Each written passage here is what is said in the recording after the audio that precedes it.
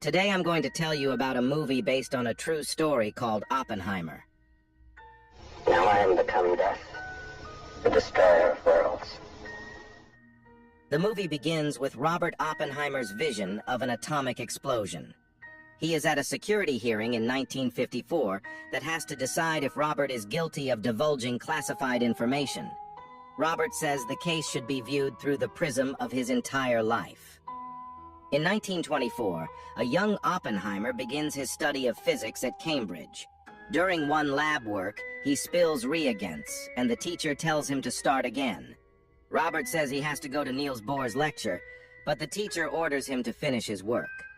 After waiting until everyone leaves, he stabs an apple lying on the table with potassium cyanide, and then sneaks off to Bohr's lecture. But the next day, he comes to his senses and runs to the classroom to get an apple. There, he meets Bohr and prevents him from eating the poisoned apple. Bohr is impressed by Oppenheimer's knowledge and advises him to change universities to one that will help him better fulfill his potential. Oppenheimer enrolls at the University of Göttingen, where he plunges into the depths of quantum physics and prepares to write his dissertation. The movie jumps to 1959, to a meeting where the Senate is considering Louis Strauss for Secretary of Commerce. Strauss is questioned about Oppenheimer, and he expresses his negative attitude towards him, claiming that he is linked to communist circles. He also has a personal grudge that dates back to 1947 when they first met. Strauss, as head of the U.S. Atomic Energy Commission, offers Robert a position at Princeton University, but Oppenheimer declines. Noticing Albert Einstein near the lake, Robert heads toward him, showing a condescending attitude toward Strauss. Near the lake, Oppenheimer and Einstein talk briefly about something, and Albert goes away, paying no attention to Strauss. Finishing his studies in Göttingen, Robert attends a lecture by Heisenberg. The latter praises Robert's scientific work and offers to do research together, but Oppenheimer refuses, saying that he plans to return to the United States. Robert starts teaching at Berkeley. He starts his lectures with only one student, but soon, thanks to word of mouth, their number begins to grow rapidly. At the hearing, Strauss informs that the FBI started collecting a dossier on Oppenheimer as soon as he returned to the U.S. because of his left-wing political views. One day, Robert attends a meeting of the Communist Party USA, where he meets Håkon Chevalier and Jean Tetlock. He has an affair with Jean, but their relationship does not go too smoothly because of the constant mood swings of the girl. The problems in the relationship are exacerbated by news from the world of science. The Germans have managed to split the uranium atom. The scientist reflects on all this and realizes that if they really succeed, the released neutrons can start a chain reaction that can be used in a bomb. Shortly after this article comes out, the next one follows. Hitler invades Poland, starting World War II. During a regular Communist Party meeting, Robert meets Catherine Puning, and they become romantically involved. Catherine leaves her husband and marries Robert. But Robert, despite his marriage, did not stop hanging out with Jean. At the hearing of his case, Oppenheimer admits that the neutrality of the communists at the beginning of the war greatly undermined his trust in them. He says all this even though Catherine was a member of their party. At the university, Oppenheimer meets General Leslie Groves, who invites him to become the director of the Manhattan Project to build an atomic bomb. The general is concerned that the Nazis could develop such a devastating weapon, plus they have a huge head start on developing it. Robert says the U.S. has only one chance to get ahead of Hitler. Hope that Hitler's anti-Semitism will prevent him from allowing Jewish scientists, such as Heisenberg, to develop the bomb. Robert argues that scientists from other countries who fled to the U.S. from Hitler's repression should be involved in their development. General Groves does not like the idea, but Oppenheimer convinces him nonetheless that this is the only hope of winning the nuclear race. For the needs of the Manhattan Project, a separate city is being built in Los Alamos for scientists and their families. At the same time, Oppenheimer and Groves travel around the country gathering the best scientists to build the atomic bomb. Some of the scientists don't like the idea of using their knowledge to create weapons of mass destruction.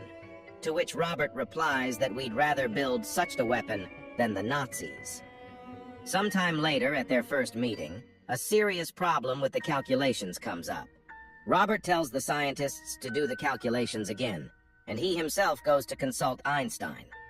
There are fears that the uncontrolled decay of uranium could start a chain reaction that would not stop and would destroy the entire world. Robert asks Einstein to double-check the calculations, but he says it is Robert's work, not his. Albert's only parting request is that if these calculations are correct, he will inform the Nazis so that neither side destroys the world.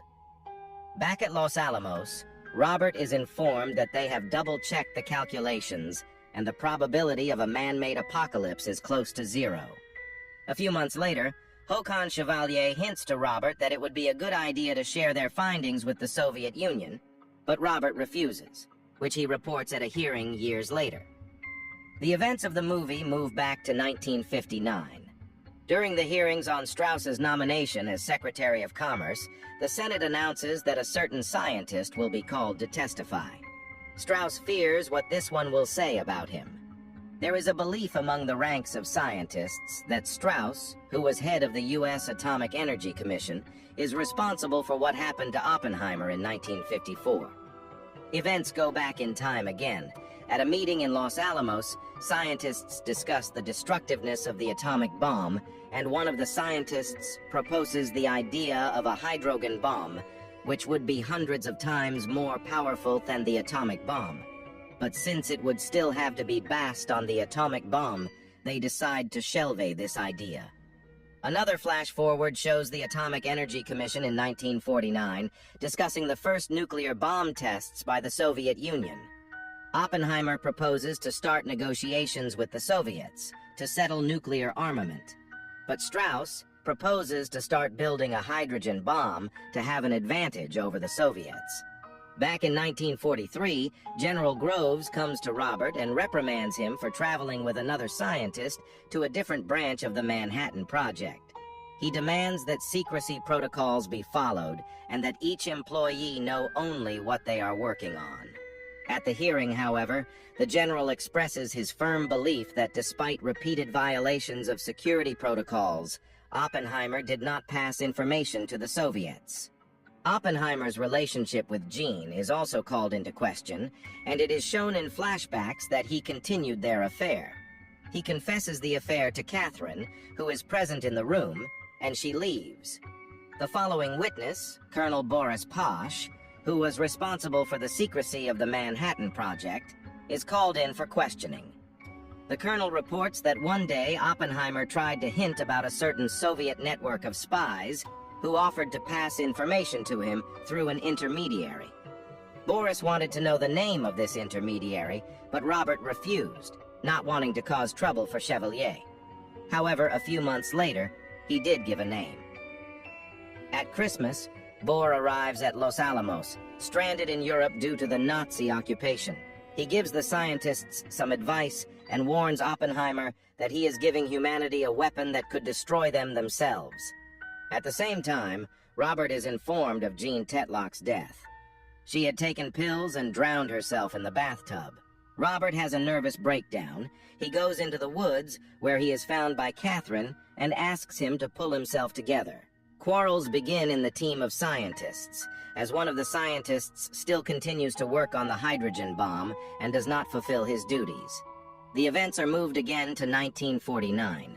The Atomic Energy Commission discusses the feasibility of a hydrogen bomb.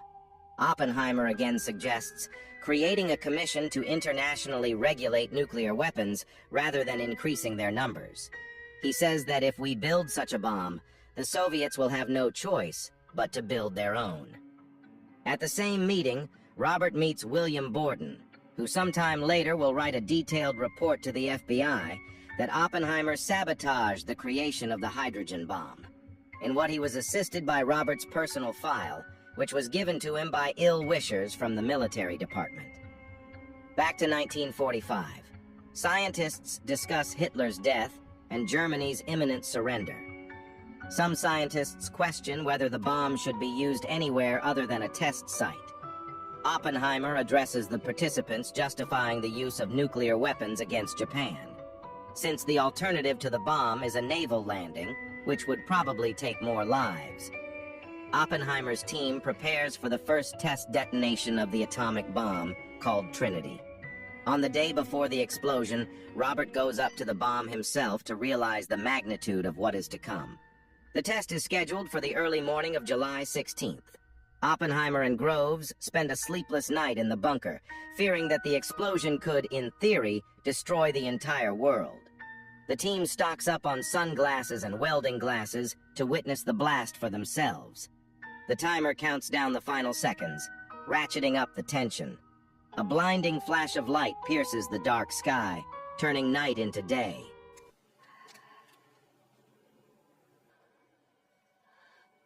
And now I am become death, destroyer of worlds. The test is a success, and an enthusiastic crowd congratulates Oppenheimer. Soon the scientists build 2 more bombs and send them to the military. Robert begins to be tormented by moral dilemmas about using such a powerful weapon against humans. President Truman's speech about the nuclear bombing of Hiroshima and Nagasaki is broadcast on the radio.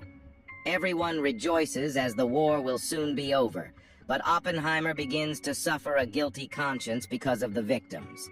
He gives a fiery speech to the team, but at the same time, he imagines how the bomb will incinerate everyone. Robert becomes a global science star. His picture is printed on the cover of Time, and he is even invited to a reception with the president. Truman initially congratulates him on developing the bomb, but when Oppenheimer says he has blood on his hands, Truman gives him a handkerchief and tells him to wipe it off, then banishes him and calls him a crybaby. Years later, at the hearing, it is revealed that after the war, Oppenheimer spent all his efforts to contain the U.S. nuclear capability. This leads to a conflict of interest with Strauss, who uses his connections to repress Robert's loved ones. It becomes clear that it was Strauss who leaked Oppenheimer's dossier to Borden and also arranged a closed hearing on Robert's case in an attempt to destroy his reputation. Robert is asked when his views on developing nuclear weapons changed, and he replies that it happened when he realized that U.S. would use any weapon they had. At the end of the hearing, the commission recognizes Robert Oppenheimer as loyal to the United States, but he is stripped of his security clearance and loses his political influence. Events shift to 1959, when former technician David Hill testifies against Strauss on behalf of the majority of scientists because of his actions against Oppenheimer. The scientist reports that Strauss did so not out of concern for the safety of the country, but because of personal grievances, including a moment during another hearing when Oppenheimer called Strauss's ideas little more useful than a sandwich. Strauss is denied a ministerial nomination, and among those rejected is a young Senator John F. Kennedy. The events of the movie move one last time to 1947, to that fateful conversation with Einstein by the lake.